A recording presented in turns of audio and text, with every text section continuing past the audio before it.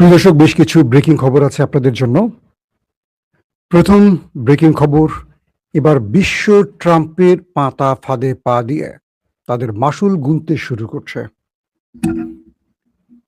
এতদিন পর আরবরা বুঝতে পেরেছে কোন পরিকল্পনায় মাঠে নেমেছিল ট্রাম্প। 2 নম্বর গুরুত্বপূর্ণ খবর, ইয়েমেন এবং সৌদি আরবের মধ্যে ব্যাপক সংঘর্ষ হয়েছে নতুন করে। 3 নম্বর ব্রেকিং খবর, ইরানে আবারও আমেরিকা ব্যাপক অ্যাটাক চালিয়েছে, ইরানও পাল্টা জবাব দিয়েছে গালফ কান্ট্রিতে। কি পরিমাণ ক্ষয়ক্ষতি সেই বিষয়ে জানাবো। পাশাপাশি ট্রাম্প হঠাৎ করে অনমনীয় আচরণ শুরু করছে কেন, এর নেপথ্যে রয়েছে কি বা কারা। দর্শক, প্রথম যেই খবরটি দিয়ে আমি শুরু করতে চাই,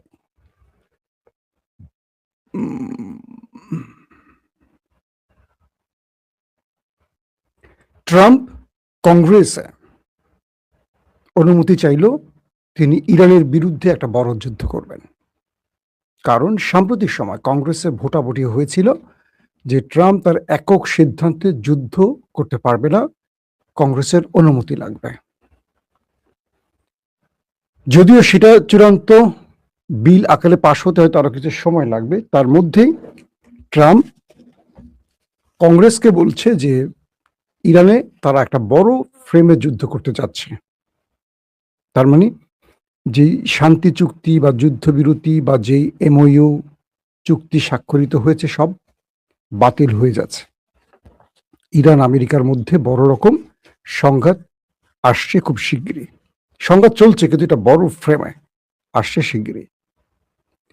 ট্রাম্প কংগ্রেসকে বলছে যে এবার এই যুদ্ধে আমি ইরানকে শেষ করে বিজয় নিয়ে ফিরব। পূর্বের মতো আমি এখানে পরাজিত হতে চাই না, এবার আমার টার্গেট বিজয়। এখন কংগ্রেস অনুমতি দিলে কি না দিলে কি, ট্রাম্প এই যুদ্ধটা করবেন, কারণ নেপথ্যে ট্রাম্পকে এই যুদ্ধে বাধ্য করছেন যিনি, তিনি হলেন নেতানিয়াহু। ট্রাম্পের অ্যারেস্টিং ফাইল, ট্রাম্পের অপরাধ বা ট্রাম্পের টুনটুনির খবর জানে শুধু আমেরিকা, ইসরায়েলের মোসাদ বা নেতানিয়াহু। কারণ পৃথিবীব্যাপী হানি ট্র্যাপগুলো ওই সকল দেশ বসে বসে করে যাদের মাধ্যমে ওয়ার্ল্ড অর্ডার পরিবর্তন করা যায়।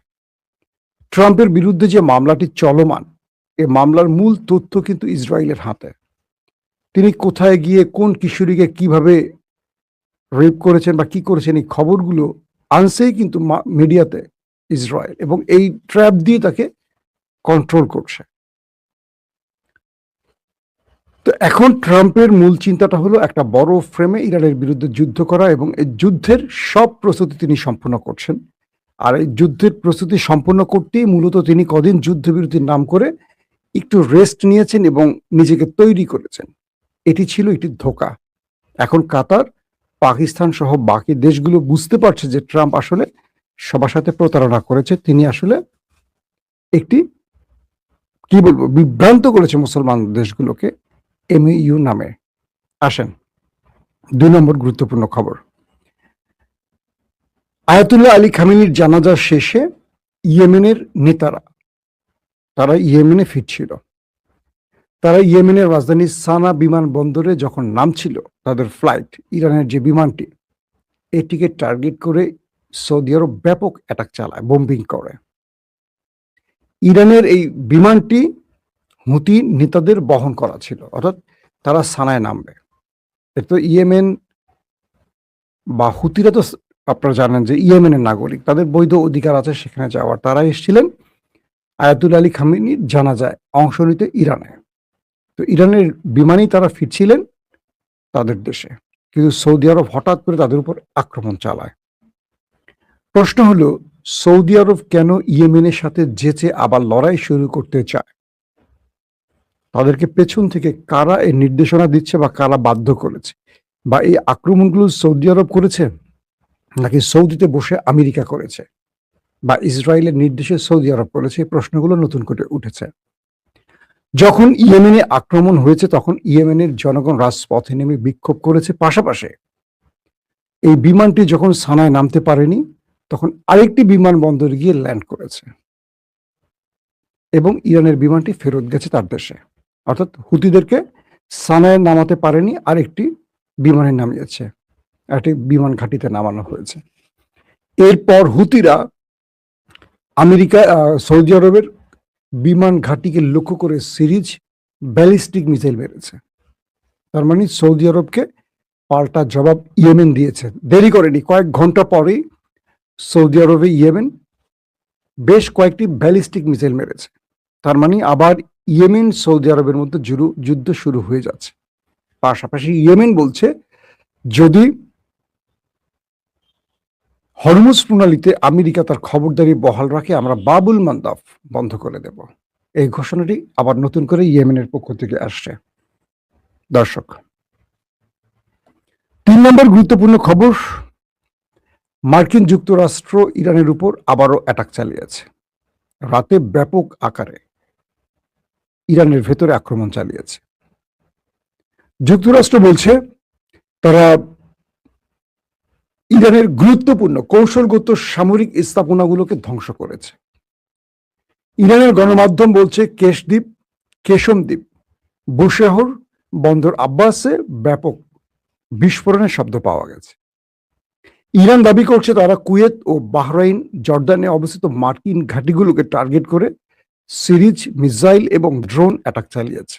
পাশাপাশি আমেরিকার একটি জাহাজকে টার্গেট করে তারা হামলা চালিয়েছে। আমেরিকার জাহাজ, এটা হরমুজ প্রণালীতে। কিন্তু সংযুক্ত আরব আমিরাত বলছে জাহাজটি আমেরিকার ছিল না, এটি ছিল তাদের, অর্থাৎ দুদেশীয় ট্যাঙ্কার, আমেরিকা এবং আরব আমিরাত দুজনের যৌথ। ইরানের ক্রুজ ক্ষেপণাস্ত্র দিয়ে এই জাহাজটিকে অ্যাটাক করা হয়েছে এবং এতে একজন নাবিক নিহত হয়েছে এবং আরো বেশ কজন আহত হয়েছে বলে আরব আমিরাত দাবি করেছে। মার্কিন প্রেসিডেন্ট ডোনাল্ড ট্রাম্প বলেছেন এই খবরটি সবচেয়ে বেশি গুরুত্বপূর্ণ। আগামী কয়েক ঘন্টার মধ্যে ইরানের বন্দরগুলোর উপর মার্কিন অবরোধ পুনরায় আরোপ করা হবে, অর্থাৎ নেভাল ব্লকেট আগামী কয়েক ঘন্টার মধ্যে আবারও জারি করতে যাচ্ছে আমেরিকা। পাশাপাশি হরমুজ থেকে এখন আমেরিকা নিজেই 20% টোল আদায় করবে। এই অঞ্চলের অভিভাবক বা গ্রান্টার হিসাবে, রক্ষণাবেক্ষণকারী হিসেবে আমেরিকা 20% টোল আদায় করবে। আসেন এই খবরটিকে একটু বিশ্লেষণ আকারে আগে তুলে ধরে। যখন ইরান বলল যে আমরা তোমাদের নিরাপত্তা দেব এবং সাগরে আমরা পরিবেশ দূষণ থেকে সাগরকে রক্ষা করব, নানান রকম দায়িত্বগুলো আমরা পালন করব হরমুজে, যেহেতু এটা আমাদের জলসীমা। পাশাপাশি এর জন্য তোমরা আমাদের একটা মেনটেন্যান্স ফি দিবা। আমরা যে বাড়িগুলোতে ঢাকায় থাকি, ধরেন বাসা ভাড়া, আমার ঢাকার বাসা ভাড়া ধরেন 50,000 টাকা, তো 50,000 টাকা বাসার ভেতরে 10-12 হাজার টাকা থাকে সার্ভিস চার্জ। কেন? সিঁড়ি পরিষ্কার, লিফট, বুয়া হাবি জাবি মিলে দিলে আরো ধরেন 10 থেকে 12 হাজার টাকা অতিরিক্ত নেয়। মূল ভাড়া 10,000, 10-12 হাজার টাকা সার্ভিস চার্জ, এটা বাড়িওয়ালা তুলে থাকে বা মানে ফ্ল্যাট ডিপার্টমেন্টগুলো তুলে থাকে। ইরান বলছে হরমুজ যেহেতু আমাদের জলসীমা, এখানে আমরা সব রকম নিরাপত্তা দেব আমাদের নৌবাহিনী বা এআরজিসির মাধ্যমে, এবং এই জাহাজগুলো চলাচলের কারণে সাগরে যে বর্জ্য বা বিভিন্ন বিষাক্ত বিষয়গুলো ছড়াবে, এই জিনিসগুলো আমরা পরিষ্কার পরিচ্ছন্নতার মাধ্যমে পরিবেশ দূষণ থেকে রক্ষা করব। তো এটার জন্য আমাদেরকে একটা ফি দিতে হবে, নট টোল, এটা ফি, মেনটেন্যান্স ফি। এটাতে আরবরা রাজি না, অনেক দেশ রাজি না, এবং আমেরিকা তো রাজিই না। এই অজুহাতে আমেরিকা হরমুজে বিকল্প রুট তৈরি করেছে। ইরান যে রুট দেখিয়ে দিয়েছে সেই রুট নয়, ভিন্ন রুট দিয়ে জাহাজ যাবে। ইতিমধ্যে প্রতিদিনই জাহাজগুলো আমেরিকার নির্দেশে বা আমেরিকার হুমকিতে পড়ে বা আমেরিকার অনুরোধে পড়ে বিকল্প পথ অবলম্বন করতে যাচ্ছে প্রতিদিনই জাহাজ। আর প্রতিদিন ইরান আক্রমণ করছে, দেখছে না কার জাহাজ। সৌদির জাহাজে আক্রমণ হয়েছে, কাতারের জাহাজে হয়েছে, কাল আরব আমিরাতের জাহাজে আক্রমণ হয়েছে, ওমানেরটায় হয়েছে, ছাড় দেয় নাই কাউকে। এখন ট্রাম্প বলছে কি এই অঞ্চল থেকে এখন আমি টোল নিব 20%। বুঝছেন? আসল রূপটা এবার বুঝছেন? আপনারা যারা ওসমানী সালতানাতের হিস্ট্রি পড়েছেন বা উমাইয়া বা আব্বাসীদের ইতিহাস পড়েছেন, মুসলমানদের ইতিহাস যারা পড়েছেন, সবচেয়ে দুঃখ লাগে কি জানেন? যারা মুসলমান তারা তাদের নিজের পরিচয়টা আসলে জানে না। যেমন ব্রাজিল তার পরিচয় জানে না।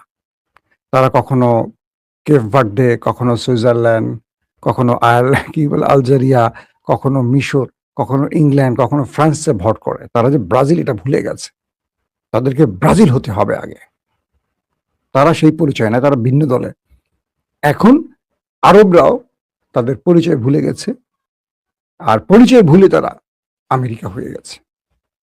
এখন আমেরিকা কি করছে দেখেন, আমাদের মুসলমানরা এই বিষাক্ত লোকগুলোকে ডেকে এনে কিভাবে নিজেদের সাম্রাজ্যকে ধ্বংস করছে। আরবরা তাদের ক্ষমতা বাঁচাবার জন্য আমেরিকা ইসরায়েলের পা চাটে, আর এই অবৈধ ক্ষমতায় তাদের বসিয়ে রেখে আরবরা পশ্চিমারা পুরো দেশের সম্পদ অর্থ লুট করে, পেট্রোডলার লুট করে তারা ধনী হচ্ছে। আরবদের টাকায় বা এই তেলের টাকায় পৃথিবীর একটা গরিব মুসলিম দেশ থাকার কথা না, সবগুলো স্বর্ণ দিয়ে মাটি বাধাই করে ফেলতে পারে। কিন্তু ভালো করেন, ভালো করে খেয়াল করেন, 57টি মুসলিম দেশ মোটামুটি কয়েকটি ছাড়া বাকি সবগুলো গরিব। কেন গরিব? আমাদের দেশের রাজনীতিবিদরা হচ্ছে লুটপাটকারী, দুর্নীতিবাজ। আমাদের দেশের যত এমপি মন্ত্রী আছে, আওয়ামী লীগ বলেন আর বিএনপি বলেন, জাতীয় পার্টি বলেন, যারা নির্বাচিত হয়ে সরকারে বসছে, প্রতিটা আমলে দেখবেন যে হাজার হাজার লক্ষ লক্ষ কোটি টাকা ওইসব দেশে চলে যায়। আমাদের টাকায় America, Switzerland, Australia, Canada, England ধনী হয়।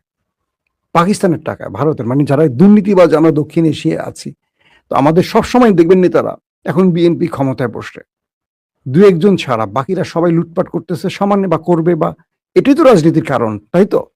এই টাকাগুলো তারা দেশে রাখবে না।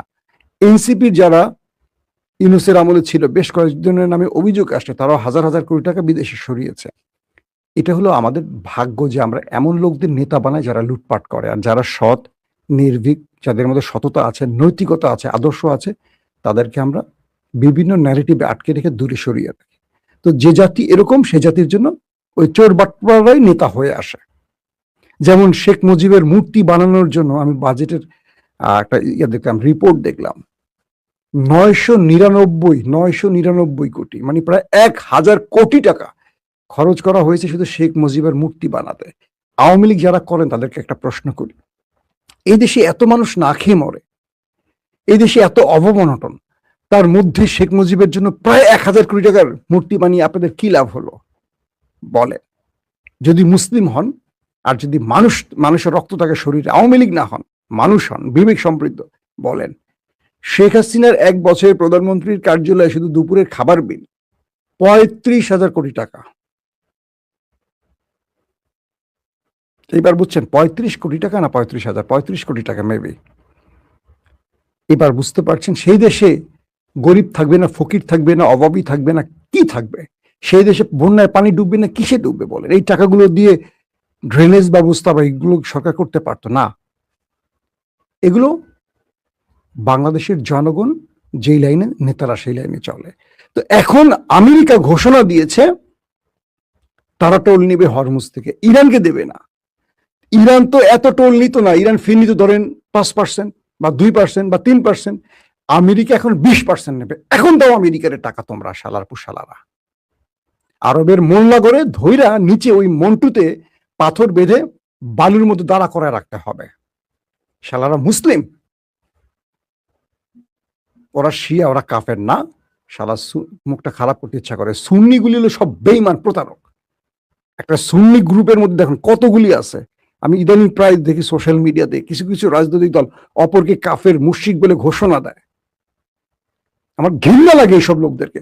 শোনেন, আবার একটা কথা বলি, আপনি যদি মুসলিম হন, যত বড় দাঁড়িয়ে দেখেন, যত বড় পীর সাহেব দেখেন, যত বড় আলেম দেখেন, ইসলামী দল দেখেন, যারা একটি ইসলামী দল আরেকটা দলের কুচ্ছা গাবে, তারা সবগুলো হলো মুনাফেক।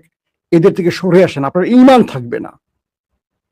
যারা অন্য ইসলামের জন্য, মানে অন্য ইসলামিক দলের ব্যাপারে নেগেটিভ প্রচারণা করে, মনে রাখবেন তাদের মধ্যে মুনাফিকি আছে। আর কিছু বলতে হবে না, আপনাদেরকে এইটুকু বললাম। আপনি ঈমান আকীদার জন্য আপনি নবুয়ত প্রাপ্ত না, সব আপনি জানেন, বাকিরা জানে না। এখন ট্রাম্প হরমুজ থেকে 20% টোল নেবে। এখন কেমন লাগে? দিলে তুমি ট্রাম্পের হরমুজের দায়িত্ব। ট্রাম্প এই কাজটির জন্যই এত খেলা খেলেছে, এত যুদ্ধ করেছে। ট্রাম্প তার সেনা মরছে, তার অস্ত্র ধ্বংস হয়েছে, প্যাট্রিয়ট থার্ড ক্ষেপণাস্ত্র নষ্ট করছে। সে এমনি ইরান তো করছে তার স্বাধীনতা সার্বভৌমত্ব রক্ষার জন্য। 10,000 মাইল দূর থেকে ট্রাম্প এখানে এসে এগুলো কেন করতেছে বোঝেন না আপনারা? আমরা গলা ফাটাচ্ছি, আমরা মামুলি 2 টাকার সাংবাদিকরা বুঝি, যারা পুরো সাম্রাজ্য, পৃথিবী, ওয়ার্ল্ড, মধ্যপ্রাচ্য, গালফ চালাচ্ছেন, তারা বোঝেন না? এখন ট্রাম্প দাবি করছে তারা 20% টোল নেবে। দাও, এখন হরমুজ থেকে ঢোকো আর বের করে দাও। ইরান বলছে আসো, তোমাকে আমি টোল নেওয়াচ্ছি। কোন দিক দিয়ে টোল ঢাকাবো এবার তুমি দেখো। ইতিমধ্যে দুই দেশের মধ্যে ব্যাপক সংঘর্ষ শুরু হয়ে গেছে। আইআরজিসি জানিয়েছে বারবার নিজেদের পরাজয় থেকে শিক্ষা নিতে ব্যর্থ হওয়ায় আমেরিকা আবারও ইরানের মধ্যে বড় আকারে আক্রমণ চালিয়েছে। আর ইরান তাই বৈধ তাদের যে হরমুজ প্রণালী, সেখানে যারা উস্কানি দিতে আসে তাদের বাধা সৃষ্টি করছে বা তাদের উপর আক্রমণ করছে। এবং আইআরজিসি বলছে দুটি বেপরোয়া সুপার ট্যাঙ্কার মার্কিন প্রতারণার ফাঁদে পা দিয়ে তাদের নেভিগেশন সিস্টেম বন্ধ করে দেয় এবং হরমুজ প্রণালী নিরাপত্তা নিয়ন্ত্রণ কেন্দ্র থেকে জারি করা একাধিক সতর্ক বার্তা উপেক্ষা করে। নিরাপত্তা বিধিমালা মেনে চলার পরিবর্তে সংরক্ষিত ও মাইন আবদ্ধ জলপথ অতিক্রম করার সিদ্ধান্ত নিয়ে ট্যাঙ্কারগুলো আন্তর্জাতিক সামুদ্রিক যান চলাচলকে বিপন্ন করেছে এবং কৌশলগত ও জলপথের নিরাপত্তা প্রোটোকল ইচ্ছাকৃতভাবে লঙ্ঘন করেছে বলে বলা হয়েছে।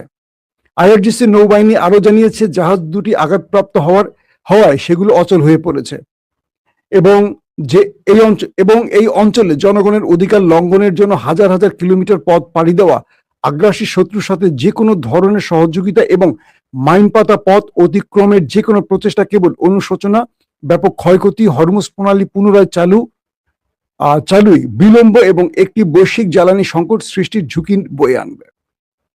আইআরজিসি আরো বলছে যে এ ধরনের বেপরোয়া কর্মকাণ্ড কেবল আঞ্চলিক অস্থিতিশীলতা তৈরি করতে পারে। এবং ইরানের পক্ষ আরো বলা হয়েছে যে ইরানের সর্বোচ্চ অপারেশনাল কমান্ড ইউনিট বলছে যে ওয়াশিংটনকে বারবার সতর্ক করার পর ইসলামী প্রজাতন্ত্র হরমুজ প্রণালীর ব্যবস্থাপনায় যুক্তরাষ্ট্রকে কখনো হস্তক্ষেপ করতে দেবে না। খাতাম আল আম্বিয়া কেন্দ্রীয় সদর দফতরের মুখপাত্র ইব্রাহিম জুলফিকারি মার্কিন প্রেসিডেন্ট ডোনাল্ড ট্রাম্পের এই মন্তব্যের পরিপ্রেক্ষিতে এই মন্তব্য করেন। ওয়াশিংটন কৌশলগত এই জলপথের নিয়ন্ত্রণে নিতে পারে এই ধারণাকে কোনোভাবে সফল হতে দিবে না ইরান। এখন যে বিষয়গুলো আমরা বুঝলাম, ইরানের মধ্যে আক্রমণ, ইরান ও পাল্টা আক্রমণ, দুই পক্ষের এই আক্রমণের খবরগুলি দিয়ে লাভ নেই। গত 7 দিন ধরে দিচ্ছি, ওরা মারতেছে। নতুন করে জর্দানে, বাহরাইনে, কুয়েতে আক্রমণ হয়েছে। সেখানে মার্কিন ব্যাপক তাদের যে ঘাঁটির ব্যাপক ক্ষয়ক্ষতি হয়েছে, প্রাণহানির খবর আসছে। এগুলো প্রতিদিনই এখন খবর, এগুলো এখন চলছে। নতুন খবরগুলো হলো ন্যাটো সম্মেলন থেকে আমেরিকা ফিরে, অর্থাৎ সাম্প্রতিক যে ন্যাটো সম্মেলনটি হলো আঙ্কারায়, এই বৈঠক থেকে ফিরেই ট্রাম্প কিন্তু অন্য আচরণ শুরু করেছে। ইরানের উপর একটার পর একটা আক্রমণ করছে। আবার দেখেন ইসরায়েল একদম চুপ। এখানে মূল নাটকটা আছে। এই নাটকটা নিয়ে আমি নেক্সট ভিডিওতে বিস্তারিত খবর দেবো আপনাদের। এখনকার মতো শেষ করছি। প্রত্যেকে ভালো থাকবেন। আল্লাহ হাফেজ।